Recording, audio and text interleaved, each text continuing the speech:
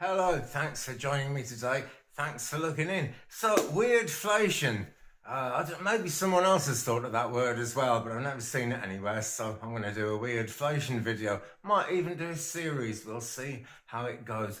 Weirdflation, well, we've got inflation where prices just mentally high and wages just don't go up at the same time, so people end up losing out, which is never a great thing because people have to work very hard for their money these days. It's a fact of life.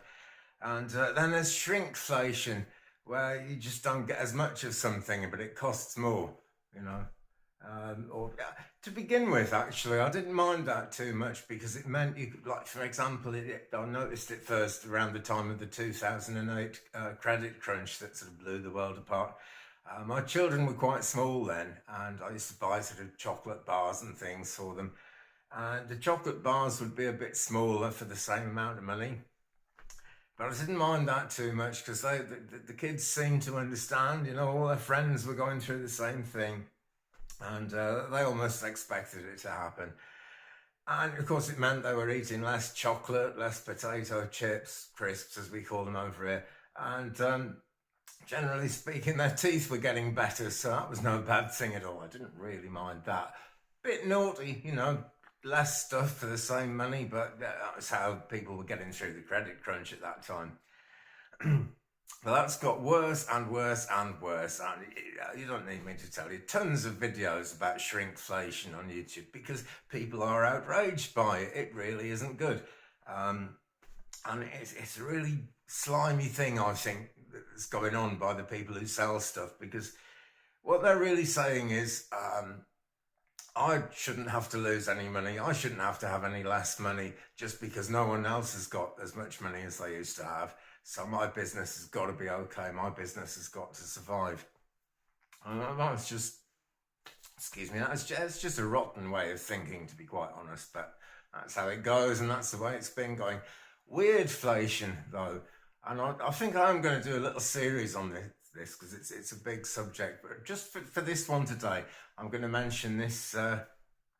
It's a quiche, you know, like a cheese flan thing that you could get from Aldi's. Well, you still can get from Aldi's. And there's matured cheddar and caramelized onion. And it's not a bad price. It's one of their more premium things, but it's really not a bad price even now for what it used to be. It's a bad price now because they've made it a lot worse than it used to be. Gosh, excuse me. I really must learn to edit. I've only been making videos since 2009, so it's difficult to learn to edit in 16 years, but there you go. I used to buy this quiche for a little treat for myself just once a week because it's so lovely, rich, mature cheddar and this lovely caramelized onion flavour that went with it, and actually had caramelized onions in. The last one I bought was probably about 2 months ago now, and I'm not going to buy it anymore because it had changed. Same packaging, same ad on it, but it was, instead of the usual kind of nice firm cooked eggs that held all this mature cheddar and caramelized onion together, it was just this kind of slop. And I couldn't find any bits of onion in it either. I think they just made some slop and put some flavouring of mature cheddar and some flavouring of caramelized onion in it. The pastry was about as good as it's ever been, to be quite honest. At least they hadn't started skimping on the pastry. I'm sure they will, you know. If I'd kept buying this thing, I'm not going to waste my money, but if I kept buying this thing, I'm sure the pastry would have got thinner and started falling apart and just generally not been very good by this point in time. And I'm calling that weirdflation. They've made it weird to save money. I also bought one of their stuffed crust pizzas, and it was the same story. It was just kind of slop on the top. Premium price for Aldi, like, in other words, the same price as the average grocery store. But it's just not a premium product. And they had the crust, it was like stuffed with cheese around the outside. You know the sort of thing I mean. You slice through it, you can kind of see there's like a hole around the outside, and it's full of cheese.